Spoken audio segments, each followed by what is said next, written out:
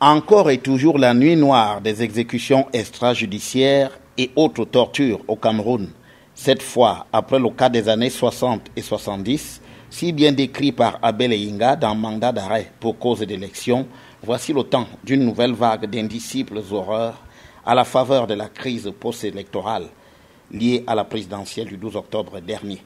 Les manifestants descendus dans la rue pour réclamer la victoire d'Issa Chiroma Bakary, qu'ils estimaient avoir remporté ce scrutin, se sont heurtés aux forces de l'ordre. Si dès les premières manifestations, tout s'est presque bien déroulé, les manifestants ne recourant à aucune violence, ceux-ci épargnant même parfois des éléments des forces de défense et de sécurité en mauvaise posture, de même les forces de l'ordre n'usant pas de violence excessive, procédant plutôt à des arrestations, la donne a pourtant changé quelques jours plus tard. Après l'annonce des résultats, donnant Paul Biya vainqueur, la fureur des manifestants s'est abattue sur les édifices publics, dont les commissariats, les brigades, les sous-préfectures, les stations-service et même certains domiciles privés. Une situation qui a entraîné le recours aux armes létales par les forces de défense et de sécurité. À ce jour, un bilan non officiel de près de 100 morts est avancé.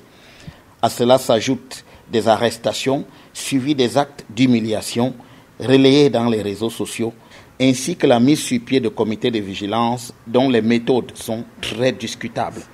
Au-delà de tous les bords politiques, il faut convenir que le recours à des armes létales est une atteinte grave au respect des droits humains. Les auteurs des actes de pillage, d'incendie des bâtiments publics et d'autres déprédations doivent être mis aux arrêts et présentés à des juges qui rendent la justice au nom du peuple camerounais.